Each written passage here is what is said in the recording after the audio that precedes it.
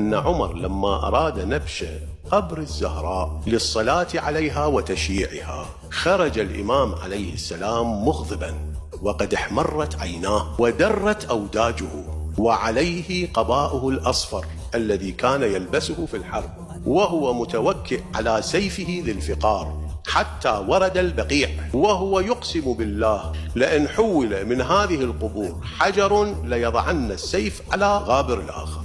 فتلقاه عمر وجماعته وقال له: ما لك يا أبا الحسن؟ والله لننبشن قبرها.